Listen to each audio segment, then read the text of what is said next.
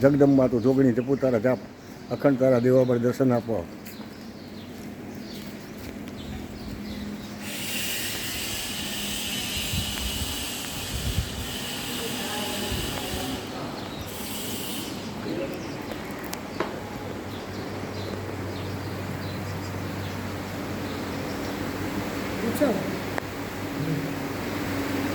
Hall માતાના ચરણમાં આજે બધા ભક્તજનો વધારે છે.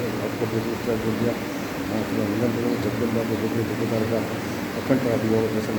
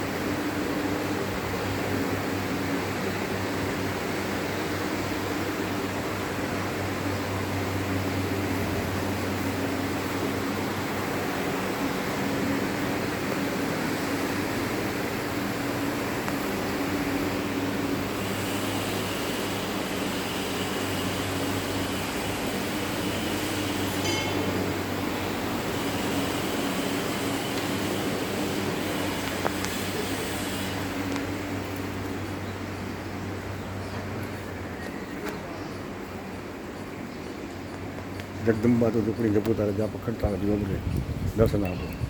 આજે રાજકોટથી શ્યામ ગ્રુપ, નારાયણભાઈ બોરિયા અને યશભાઈ ઠક્કર અહીંયા પણ બિરાજમાન છે, અને હું તુલસીદાસ ગુણવિયા પણ આજે માના દર્શન કરવા માટે મને લાભ મળ્યો છે કે હોલ માતાના દર્શને આજે 12 ગામથી યાત્રીઓ પધારે છે. રહેવા અને જમવાની પણ અહીંયા સુંદર વ્યવસ્થા છે. એક નાના ગામડામાં આવેલું આ એક મહાતીર્થ, આ ધર્મસ્થાનમાં આવી અને જગદંબાના ચરણોમાં માં ગંગાના નીર તો વધે ઘટે સરખાયના પ્રેમનો પ્રવાહ રહે, જનનીની જોર સખી નહીં મળે. માં જગદંબા આદ્યાશક્તિની આરાધના, સાધના અને અનુભૂતિ બાદ માણસનું જીવન ધન્ય બનાવે છે. માં એ માં બીજા વગડાના વા. તો હોલ માતાના ચરણોમાં આવી બધા ભક્તજનો અહીં બિરાજમાન છે. રાજકોટથી હું તુલસીદાસ ગુણવિયા માના ચરણોમાં આવી અને આજે બાળકો પોતાના જીવન ધન્ય બનાવે છે.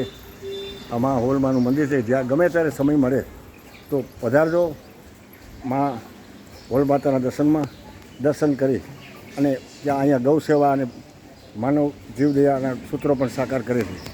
કારણ કે આ તો એક માનવ જીવ. અને નારાયણભાઈ બોરિયા રાજકોટમાં અનેક આવા વિવિધ કાર્યો કરે છે. રાજકોટમાં હમણાં 12મી તારીખે શ્યામ ગ્રુપના જન્મદિને કીટ વિતરણ, ચકલીના માળા, કુંડા તેમજ છાસનું વિતરણ તેમજ અનેક ફૂડ પેકેટનું વિતરણ. નારાયણભાઈ પણ મારા મિત્ર છે, રાજકોટમાં અમે હાજર હોય છે. હું એની માટે કલાકાર નથી, મારો પરિવારનું મેમ્બર છે. અને આવા અનેક કાર્યો કરતા રાજકોટમાં આજે શ્યામ ગ્રુપ અને ખોડિયાર ગ્રુપનો એક આજે ડંકો છે. એનું કારણ આ હોલ માતાનો પ્રતાપ છે, જગદંબાનો પ્રતાપ છે, માના આશીર્વાદ છે. અને એ જગદંબાના ચરણોમાં જ્યારે આવે ત્યારે મસ્તક નમાવે છે. અને માં મોઢે કહો કે માં હાથે બાળપણ સાંભળે મોટપની મજા.